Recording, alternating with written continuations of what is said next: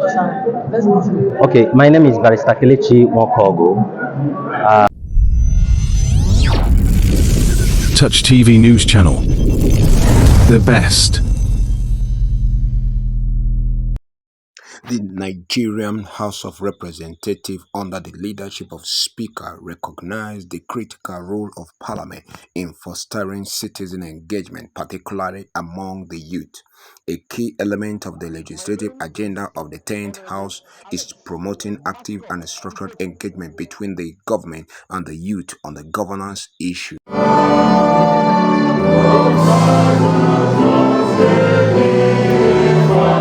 In national planning and ensure that all public facilities and services are accessible. Following the recommendation, the legislative agenda of the 10th House of Representatives priorities sustain youth engagement and the legislative measure to promote youth political participation representation.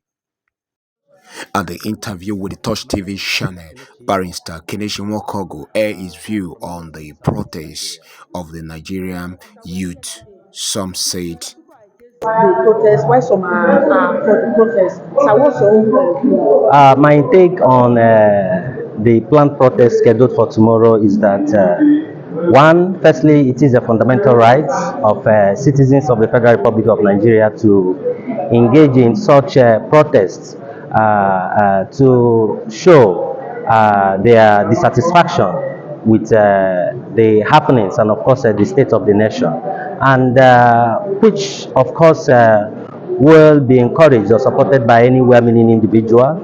However, while we believe that it is their fundamental right, it is also important to note that there is no right that is without any form of limitation. There is also a corresponding responsibility to every right of Nigerian citizens. And I want to say at this point that if Nigerian youths must go to the streets tomorrow to protest, it must be a peaceful demonstration. Violence should be eschewed. Killings, burning of people's properties, and of course taking of lives should also not be seen in any form, so that we don't have a repeat of what we experienced during the NSAS program.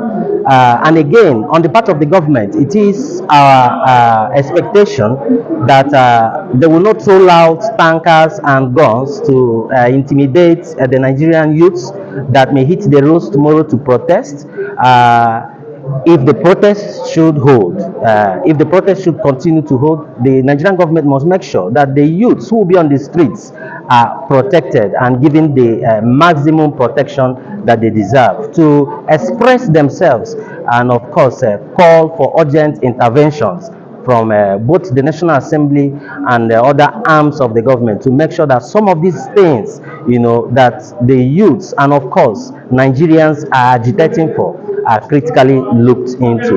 Let me also use this opportunity to, while appreciating the government, especially the Supreme Court of Nigeria, for the landmark judgment given as regards to the local government autonomy, I want also to say that further steps should be taken to ensure that this autonomy, financial autonomy that the federal government, through the judgment of the Supreme Court delivered, will continue to stay. And one of the ways to ensure that the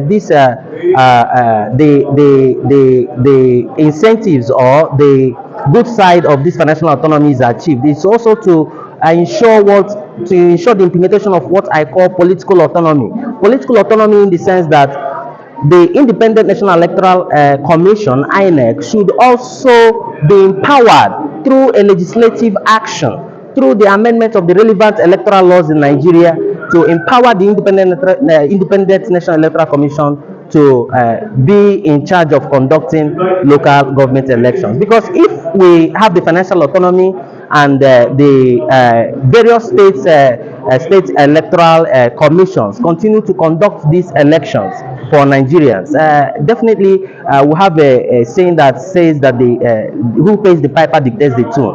Definitely, governors, state governors will also have a way of influencing the various state electoral commissions to have the elections, conduct it in a manner that will only favor particularly the ruling political parties in their various states. Again, I want to say that just like we have discussed today, one of the things that we have talked about today is how youth can be encouraged to participate in the issues of governance. I want to say that it is only when we have the enabling ground, the enabling opportunity to get involved, that the youth can get involved. And one of these ways of giving the youth an enabling environment is to make sure that political parties do not scare away youths from participating in election or exercising their right of franchise by having high cost of nomination and expression of interest forms.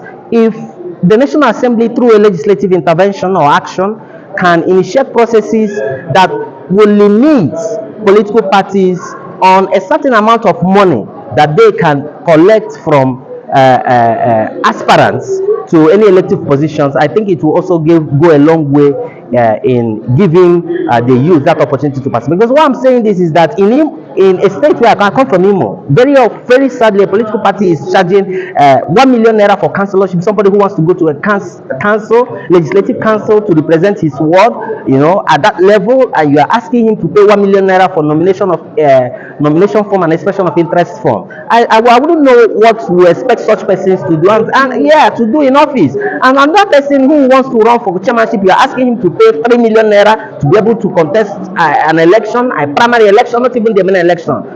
These things are some of the barriers, militating against the development of youth and, of course, their participation in governance in this country. So when these things are critically looked at, I believe sincerely looked at, and very meaningful interventions made, will definitely make a headway in this nation. Thank you. Thank you. Your name was? My name is Barr.Kelechi, Nwokeogu. Your designation? I am the member of Obiamo Boma Youth Forum. I'm a lawyer by profession. Thank you.